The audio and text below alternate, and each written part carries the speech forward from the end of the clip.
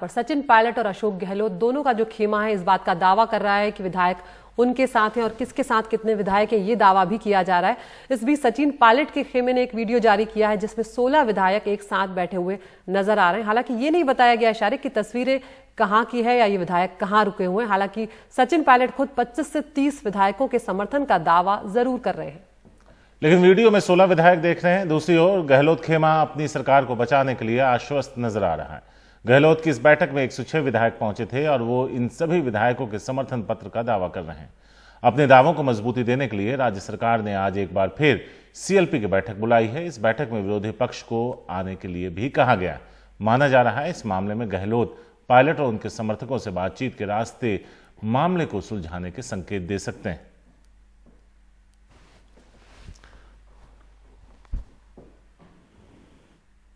और अब आपको बता दें कि राजस्थान में चल रही उठापटक के बीच भारतीय ट्राइबल पार्टी, जिसके 2 विधायक हैं, उसने गहलोत सरकार से समर्थन वापस लेने का ऐलान किया।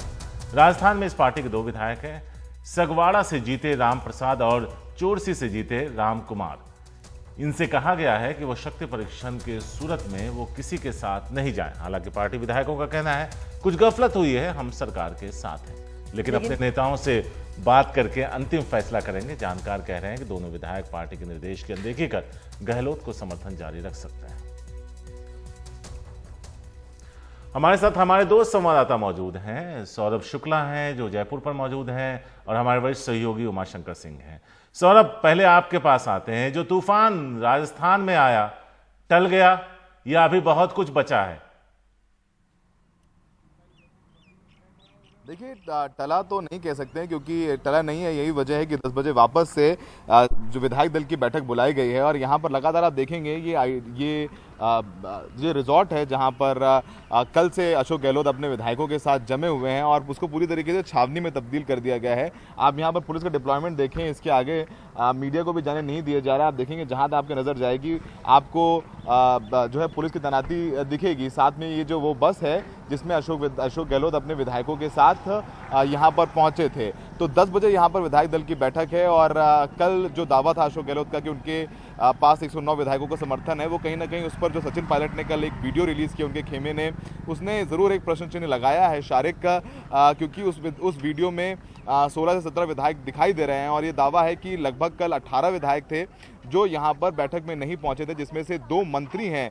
एक तो खाद्य मंत्री रमेश मीणा, उन्होंने खुले तौर पर सचिन पायलट का समर्थन किया है। इसके अलावा टूरिज्म मंत्री, पर्यटन मंत्री विश्वेश्वर सिंह ने भी खुला समर्थन किया है सचिन पायलट को। तो 2 मंत्री सचिन पायलट के साथ में, इसके अलावा कई और बड़े विधायक, हरीश मीणा जैसे विधायक जो कि बीजेपी सांसद थे, वे छोड़ के कांग्रेस में आए और विधानसभा का चुनाव लड़े और चुनाव जीत करके विधानसभा में आए कांग्रेस के साथ में, तो वो भी सचिन पायलट के साथ में है। तो घमासान अभी थमा नहीं है। 10 बजे की सीएलपी की जो बैठक है वो काफ़ी महत्वपूर्ण रहने वाली है क्योंकि अशोक गहलोत की कोशिश होगी फिर से एक बार अपना शक्ति प्रदर्शन करें। उधर दूसरी तरीके से एक बार कांग्रेस ये एक मौका भी देना चाहती है सचिन पायलट और उनके खेमे के विधायकों के कि वो आए। और कल भी जो प्रेस कॉन्फ्रेंस की थी रणदीप सुरजेवाला ने खुले तौर पर यही कहा था कि दरवाजे खुले हुए हैं कांग्रेस के और कोई ऐसा संकेत भी नहीं दिया गया है, बहुत ज़्यादा क्रिटिसाइज भी नहीं किया जा रहा है गहलोत खेमे की तरह। सचिन पायलट को कल भले ही उनके पोस्टर्स हटाए गए हों कार्यालय से, जो प्रदेश कार्यालय है, वापस लगा दिए गए, तो फिलहाल 10 बजे का इंतजार करना होगा।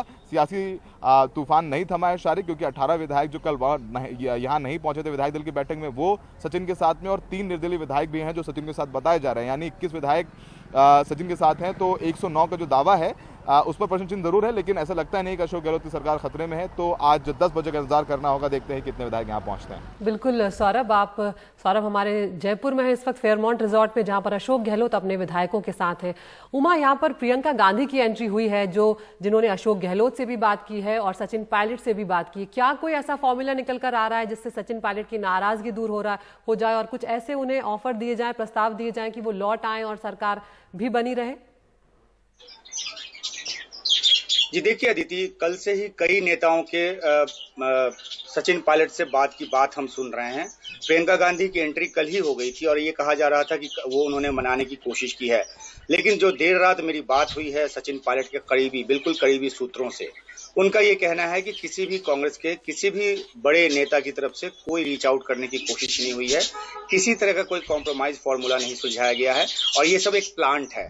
तो अगर किसी ने बात की है, चाहे वो प्रियंका गांधी क्यों ना हो, तो उसकी तस्दीक तब होगी जब दूसरा खेमा ये माने कि हाँ, हमसे बात की गई है और हमें कुछ सुझाया गया है। और जब शीर्षस्थ सूत्र जो सचिन पायलट खेमे के की तरफ से हैं, वो अगर ये इनकार कर रहे हैं, तो इस पे एक सवालिया निशान लगता है कि वाकई में क्या कांग्रेस हाईकमान की तरफ से वाकई में कोशिश हो रही है सचिन पायलट को मनाने की।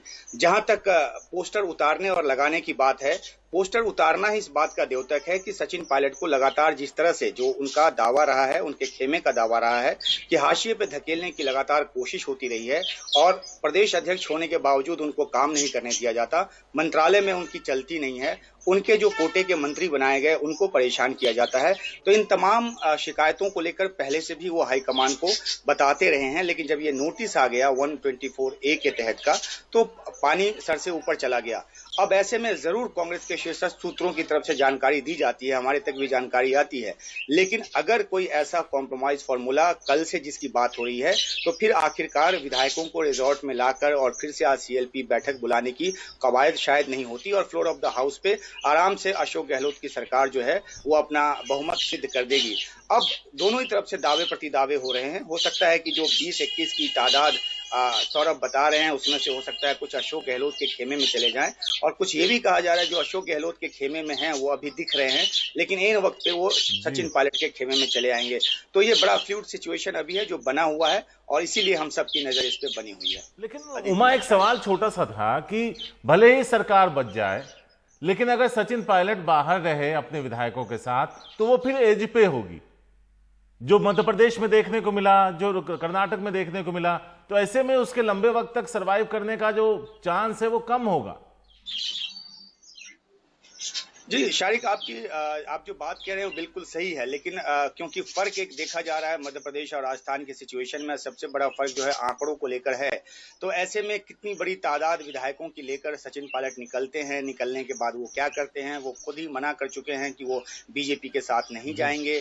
अलग एक रीजनल ब्लॉक बनाते हैं, ब्लॉक में वो बनाकर वो क्या करते हैं, समर्थन लेते हैं बीजेपी से, समर्थन देते हैं बीजेपी को, या क्या कुछ करते हैं वो आने वाले वक्त में पता चलेगा। लेकिन इतना जरूर है कि एक और युवा नेता कांग्रेस जो है वो खो देगी, और बेशक उसको इसकी कीमत नजर ना आती हो, लेकिन जैसा आपने कहा ज्योतिरादित्य सिंधिया के बाद एक और नेता जो है वो चला चली की बेला में है कांग्रेस।